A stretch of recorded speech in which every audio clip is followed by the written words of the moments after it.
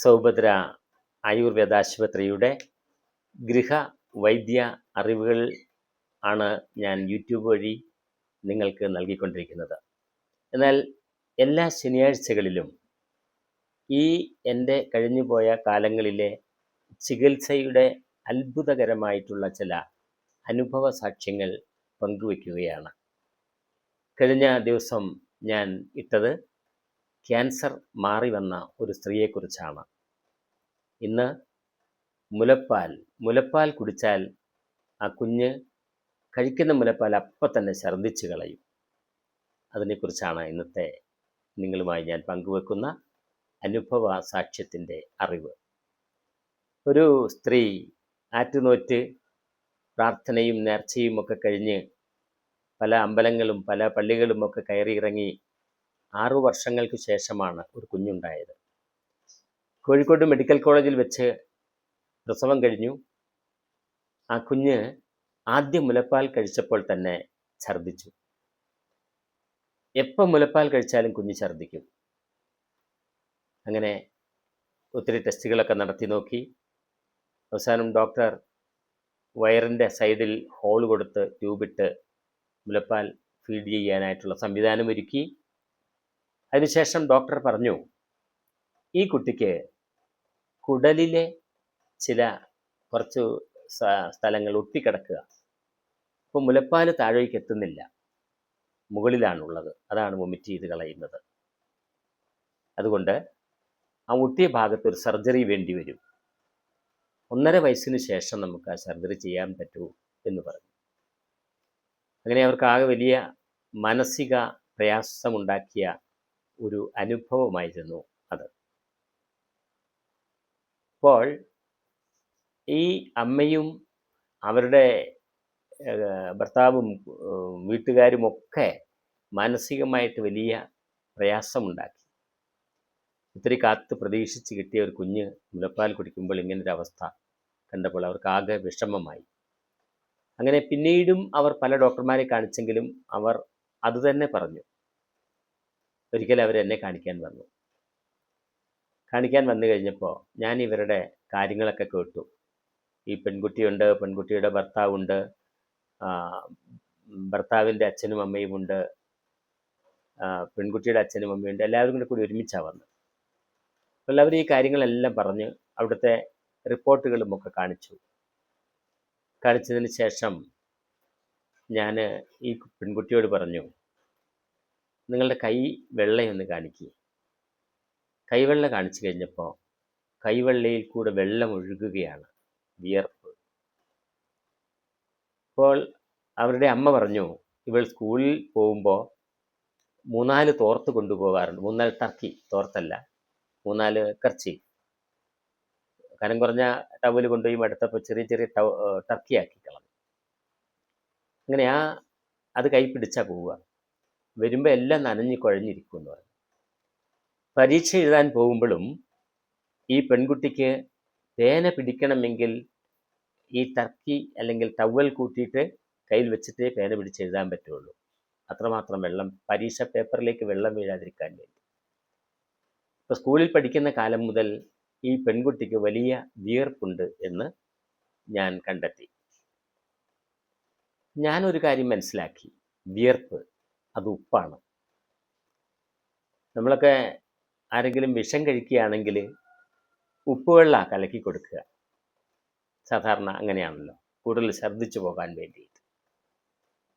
അപ്പോൾ എനിക്ക് ഒരു കാര്യം മനസ്സിലായി, ഈ പെൺകുട്ടിയുടെ കുഞ്ഞിൻ്റെ പ്രശ്നം പ്രധാനമായിട്ടും ഉപ്പിൻ്റെ അംശം അധികമായി പ്രതിഫലിക്കുന്നത് കൊണ്ടായിരിക്കാം കുഞ്ഞ് ഛർദ്ദിക്കുന്നത്. കാരണം ഉപ്പോട് കൂടിയാണല്ലോ പാല് കഴിക്കുന്നത്. ഈ കൈ വേർക്കുന്നുണ്ടെങ്കിൽ ആ പെൺകുട്ടിയുടെ ശരീരമാസകലം വേർത്തുകൊണ്ടേയിരിക്കും. ഞാൻ ചോദിച്ചു വന്നപ്പോൾ ശരിയാ, എല്ലാ ദിവസവും ഭയങ്കര വേർപ്പാണ്. കുളിച്ച് കയറി ഡ്രസ്സ് മാറിക്കഴിഞ്ഞാൽ ഉടനെ തന്നെ ഡ്രസ്സ് നനയും, അത്രയും വിയർപ്പാണ്. അത് പല ഡോക്ടർമാരെയും ഒക്കെ കാണിച്ചെങ്കിലും ഇത് മാറിയിട്ടില്ല. അപ്പോൾ എനിക്കൊരു കാര്യം മനസ്സിലായി, ഈ വിയർപ്പല്ലേ ഈ കുഞ്ഞിന് ഛർദ്ദിക്കിടയാക്കി വെച്ചത് എന്ന ഒരു തോന്നൽ എൻ്റെ മനസ്സിൽ കടന്നുകൂടി. എന്തായാലും ഞാൻ അവരോട് 2-3 കാര്യങ്ങൾ പറഞ്ഞു കൊടുത്തു. ഒന്ന്, ഒരു കോട്ടൺ തുണിയെടുത്ത് നന്നായിട്ട് നനച്ച് തുടച്ച് വൃത്തിയാക്കിയതിന് ശേഷം മാത്രം മുലപ്പാൽ കൊടുക്കുക. ബ്രസ്റ്റിലെ വിയർപ്പില്ലാന്ന് ഉറപ്പ് വരുത്തിയിട്ട് മാത്രം നിങ്ങൾ മുലപ്പാൽ കൊടുക്കുക. അങ്ങനെ ഇന്ന് വീട്ടിൽ ചെന്നാൽ ഉടനെ തന്നെ നന്നായിട്ട് ഒരു നല്ല തുണിയെടുത്ത് നനച്ച് പിഴിഞ്ഞ് നന്നായിട്ട് തുടച്ച് 2-3 ആവർത്തി തുടച്ച് ശേഷം ഡയറക്റ്റായിട്ടൊന്ന് മുലപ്പാൽ കൊടുക്കാൻ പറഞ്ഞു. എന്താ സംഭവിക്കുക എന്നറിയാമല്ലോ എന്ന് പറഞ്ഞു. അപ്പോൾ അവർ താല്പര്യപൂർവ്വം അത് കേട്ടു. അങ്ങനെ ഒരു വീട്ടിൽ, അത് മാത്രമല്ല, ഞാൻ 2-3 കാര്യങ്ങൾ കൂടെ പറഞ്ഞു. മുലപ്പാൽ ശുദ്ധീകരിക്കട്ടെ. ചിലപ്പോൾ ഒരു പക്ഷേ മുലപ്പാലിനുള്ളിൽ പോലും ഉപ്പിൻ്റെ അംശം ഉണ്ടായേക്കാം.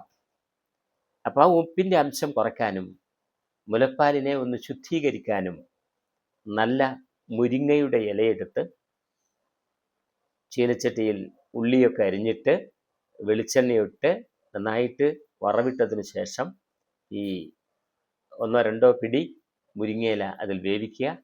വെന്തതിന് ശേഷം ഒരു അത്രയും ചോറും കൂടെ ഇട്ട് ഇളക്കി കഴിക്കാൻ പറഞ്ഞു. അങ്ങനെ എല്ലാ ദിവസവും വൈകുന്നേരം ഒരു 4 മണിയൊക്കെ ആകുമ്പോൾ കഴിക്കാൻ പറഞ്ഞു. അത് കഴിക്കുന്നത് വഴി നിങ്ങളുടെ കുഞ്ഞിൻ്റെ പെൺകുട്ടിയുടെ ഈ കുഞ്ഞ് കഴിക്കുന്ന മുലപ്പാൽ ആ അമ്മയുടെ ശുദ്ധീകരിക്കപ്പെടും. മുലപ്പാൽ ശുദ്ധീകരിക്കാൻ വേണ്ടിയാണ് ഈ മുരിങ്ങയുടെ ഇല ഈ രീതിയിൽ കഴിക്കാനുള്ള ഈ പ്രയോഗവും കൂടി ഞാൻ പറഞ്ഞു കൊടുത്തത്. അങ്ങനെ ഈ പറഞ്ഞ പ്രകാരം അവർ അതും അന്ന് തന്നെ വൈകുന്നേരം 4 മണിക്ക് കഴിച്ചു. അതിന് ശേഷം തന്നെ ഈ പെൺകുട്ടി നന്നായിട്ട് ഒരു ഉണങ്ങിയ ടർക്കി എടുത്ത് ടവലെടുത്ത് തുടച്ചതിന് ശേഷം ഒന്നുകൂടെ നനച്ച് മുക്കി പിഴിഞ്ഞ് നന്നായി വൃത്തിയാക്കി തുടച്ചതിന് ശേഷം മുലപ്പാൽ കൊടുത്തു. കുട്ടി ഛർദ്ദിച്ചില്ല. അങ്ങനെ ഒരു പരീക്ഷണാർത്ഥം വന്നു കൊടുത്തു. വൈകിട്ട് ഒന്നും കൂടെ നനച്ച് കൊടുത്തു. രാവിലെ വീണ്ടും കൊടുത്തു. 3 ദിവസം കൊടുത്തു കഴിഞ്ഞ് അവർ തിരിച്ചെൻ്റെ അടുക്കൽ വന്നു. കുട്ടി ഛർദ്ദിച്ചില്ല. ഒരു കാര്യം മനസ്സിലായി, ഈ 6 സെൻറ്റിമീറ്റർ വലിപ്പമുള്ള ഒരു ബ്ലോക്ക് ഉണ്ടെന്നാണ് കണ്ടെത്തിയത്. ആ കണ്ടെത്തിയത് കൊണ്ട് അത് സർജറി തന്നെ വേണം, 1.5 വയസ്സാകുമ്പോൾ സർജറി വേണമെന്നാണ് ഡോക്ടർ തീരുമാനിച്ചത്. പക്ഷെ നമ്മൾ ഓർക്കണം, ദൈവത്തിന് അപ്രാപ്യമായിട്ട് ഒന്നുമില്ല എന്ന് തന്നെ വേണം നാം ചിന്തിക്കാനായിട്ട്. ചിലപ്പോൾ നിസ്സാരമായിട്ടുള്ള ഈ ഒരു കാര്യങ്ങൾ കൊണ്ടും ഒരുപക്ഷെ കുഞ്ഞുങ്ങൾക്ക് ഈ പ്രശ്നങ്ങൾ പരിഹരിച്ചേക്കാം. എൻ്റെ ഈ സാക്ഷ്യം കേൾക്കുന്ന അമ്മമാർ, അല്ലെങ്കിൽ വീട്ടിൽ ആരെങ്കിലും പെൺകുട്ടികൾ പ്രസവിച്ചവർ ഉണ്ടെങ്കിൽ, അവരുടെ മാതാപിതാക്കൾ ഉണ്ടെങ്കിൽ, അവർ കേൾക്കുന്നുവെങ്കിൽ, ഇതുപോലെ ഒരു അനുഭവം കുട്ടി മുലപ്പാൽ കുടിക്കുമ്പോൾ ഛർദ്ദിക്കുന്നു എന്ന് കണ്ടാൽ, ഒരു പക്ഷേ അത് വിയർപ്പോട് കൂടിയുള്ള ഉപ്പിൻ്റെ അംശമുള്ള മുലപ്പാലും ഒരുമിച്ച് മിക്സ് ചെയ്ത് കയറി പോകുന്നതുകൊണ്ടാകാം ഈ ഛർദ്ദിക്കുന്ന കുഞ്ഞ്. ചിലപ്പോൾ കുഞ്ഞുങ്ങൾ മുലപ്പാൽ കുടിച്ചു കഴിഞ്ഞ് ഉടനെ ഛർദ്ദിക്കുമ്പോൾ അത് പിരിഞ്ഞു പോകും. അതൊക്കെ ഉപ്പിൻ്റെ പ്രശ്നങ്ങൾ കൊണ്ട് തന്നെയാണ്. ഉപ്പിൻ്റെ കഠിനമായി ഉപ്പിൻ്റെ അംശം ഇതിലുള്ളത് കൊണ്ടാണ് നമുക്ക് ഈ കുഞ്ഞുങ്ങൾ ഇങ്ങനെ ഛർദ്ദിക്കുമ്പോൾ പാല് പിരിഞ്ഞു പോകുന്നതും പാല് കുടിച്ചാൽ കുഞ്ഞുങ്ങൾ വലിയ അസ്വസ്ഥത കാണിക്കുന്നതുമൊക്കെ അതുകൊണ്ടാകാം. അതുകൊണ്ട് നിർബന്ധമായിട്ടും ഇനിയിപ്പോൾ ഇതൊന്നും ഇല്ലെങ്കിൽ പോലും മുലപ്പാലൊക്കെ നനച്ച് തുടച്ച് കൊടുത്തിട്ട് വേണം മുലപ്പാൽ കൊടുക്കാനായിട്ട്. അപ്പോൾ ചെറിയ മുലക്കണ്ണിലുണ്ടാകുന്ന ബാക്ടീരിയകളോ എന്തെങ്കിലുമൊക്കെ ഉണ്ടെങ്കിൽ പോകാനും ഉപ്പിൻ്റെ അംശം നന്നായി കുറഞ്ഞു കിട്ടാനും, വിയർപ്പൊക്കെ ഉള്ളവരും അല്ലാത്തവരും ഒക്കെ ആണെങ്കിൽ പോലും എപ്പോഴും നനച്ച് തുടച്ചേ കൊടുക്കാൻ പാടുള്ളൂ എന്ന ഒരു വലിയ സത്യം നിങ്ങൾ മനസ്സിലാക്കി വെക്കണം. അല്ലെങ്കിൽ നമ്മൾ അന്ന് ആ ഇടപെടലുകൾ ഇല്ല എങ്കിൽ 1.5 വയസ്സാവുമ്പോൾ ആ കുഞ്ഞിന് സർജറി ചെയ്യും. സർജറി ചെയ്തല്ലേ അവർ എന്തായാലും മാതാപിതാക്കൾ തിരിച്ചു വരില്ലല്ലോ. സർജറി ചെയ്യാനായിട്ട് തന്നെ അവർ ഒരുങ്ങും. അപ്പോൾ ആ സർജറി ചെയ്യുന്നത് വെറുതെ ആവില്ലേ? അതാണ് നമ്മൾ പഠിക്കേണ്ടതും മനസ്സിലാക്കേണ്ടതും. അപ്പോൾ എൻ്റെ കഴിഞ്ഞ കാല ജീവിതത്തിലെ നിരവധി അനുഭവ സാക്ഷ്യങ്ങൾ ഉണ്ടായിട്ടുണ്ട്.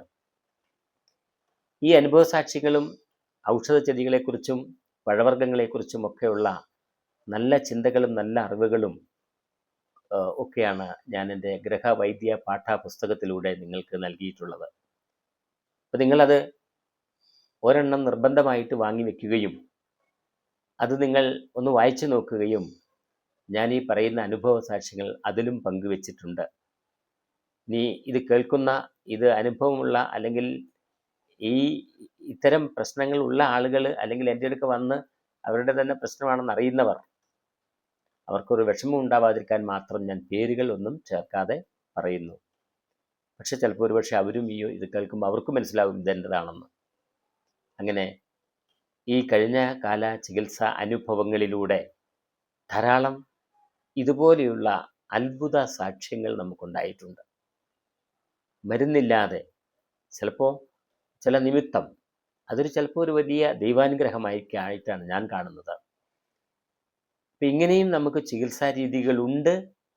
കാര്യങ്ങൾ കേട്ട് മനസ്സിലാക്കി ചിലപ്പോൾ ഒരുപക്ഷെ മരുന്നില്ലാതെ മാറ്റിയെടുക്കാവുന്ന രോഗങ്ങൾ നമുക്കുണ്ടാകുന്നുണ്ടാകാം. അതാണ് ഈ അനുഭവ സാക്ഷ്യത്തിലൂടെ തിരിച്ചറിയേണ്ടത്. അപ്പോൾ നമ്മൾ ഇതുപോലെയുള്ള തിരിച്ചറിവുകൾ നിങ്ങൾ കേൾക്കുമ്പോൾ, നിങ്ങൾ സ്വന്തമാക്കുമ്പോൾ, സ്വായത്തമാക്കുമ്പോൾ നമുക്കൊന്ന് തീരുമാനമെടുക്കാം. ചില രോഗങ്ങൾക്ക് ഒന്നും കൂടെ ഒരു മാറി ചിന്തിക്കാൻ, അല്ലെങ്കിൽ ഒരാൾ പറയുന്നത് കേട്ട് തന്നെ അങ്ങനെ പോകാതെ, എല്ലാം ഇതുമല്ല, ഇപ്പം സർജറി അല്ലെങ്കിൽ ആൻജിയോപ്ലാസ്റ്റ് ഒക്കെ നിർബന്ധമായിട്ട് വേണ്ട ഘട്ടങ്ങളിൽ അത് ചെയ്തേ മതിയാകൂ. പക്ഷെ ചിലപ്പോഴൊക്കെ നമുക്ക് ഇതുപോലെയുള്ള ലളിതമായിട്ടുള്ള കാര്യങ്ങളിലൂടെ നമുക്ക് മാറ്റിയെടുക്കാൻ പറ്റും എന്നാണ് ഞാൻ കരുതുന്നത്. ഇന്ന് വലിയ പ്രായപൂർത്തിയായ ഒരു കുട്ടിയാണത്, ഒരു കുഴപ്പമില്ലാത്തൊരു കുട്ടി. ഇനിയും ഈ തുടർന്ന ദിവസങ്ങളിലൊക്കെ എല്ലാ ശനിയാഴ്ചകളിലും കൃത്യം 9 മണിക്ക് എൻ്റെ ഒരു അനുഭവ സാക്ഷ്യമുണ്ട്. ആ അനുഭവ സാക്ഷ്യം എല്ലാവരും ഒന്ന് കേൾക്കണം. ഒരുപക്ഷെ അതിൽ നിന്ന് നിങ്ങൾക്ക് കുറേ കാര്യങ്ങൾ സ്വീകരിക്കാൻ പറ്റിയേക്കാം. നിങ്ങൾക്കതിൽ നിന്ന് കുറച്ച് കാര്യങ്ങൾ പഠിക്കാൻ പറ്റിയേക്കാം, മനസ്സിലാക്കാൻ പറ്റിയേക്കാം. ഒരുപക്ഷെ നിങ്ങൾക്കല്ലെങ്കിൽ നിങ്ങളുടെ പരിസരത്തുള്ള അയൽവക്കത്തുള്ള ആളുകൾക്ക് അത് പറഞ്ഞു കൊടുക്കാനും അത് പരിഹരിക്കാനും നിങ്ങൾക്ക് കഴിഞ്ഞേക്കാം. അതും ഒരു പുണ്യമാണല്ലോ. നമുക്ക് പറ്റാത്ത കാര്യം മറ്റുള്ളവർക്ക് പറഞ്ഞു കൊടുത്ത്, നമ്മൾ കേട്ടറിഞ്ഞ കാര്യം മറ്റുള്ളവർക്ക് പറഞ്ഞു കൊടുക്കുമ്പോൾ അത് വലിയൊരു ഉപകാരമായി മാറുമല്ലോ, അവർക്കും ഒരു ഗുണകരമായി മാറുമല്ലോ. അതുകൊണ്ട് അത് മറ്റുള്ളവർക്ക് കൂടെ അത് ഗുണകരമാകട്ടെ എന്ന് ഞാൻ ഓർക്കുകയാണ്. അതിനുകൂടെ വേണ്ടിയിട്ടാണ് ഈ അനുഭവ സാക്ഷ്യം ഈ രീതിയിൽ ഞാൻ പങ്കുവയ്ക്കുക. എല്ലാവരും അത് ഉൾക്കൊള്ളുകയും കേൾക്കുകയും മറ്റുള്ളവരിലേക്ക് ഷെയർ ചെയ്യുകയും ഒക്കെ ചെയ്തുകൊണ്ട് ധാരാളം ആളുകൾ ഈ നല്ല അറിവ് പങ്കുവെക്കട്ടെ, ചേർത്ത് വെക്കട്ടെ, അവരവരുടെ ജീവിതത്തിൽ പ്രാവർത്തികമാകട്ടെ. നന്ദി, നമസ്കാരം.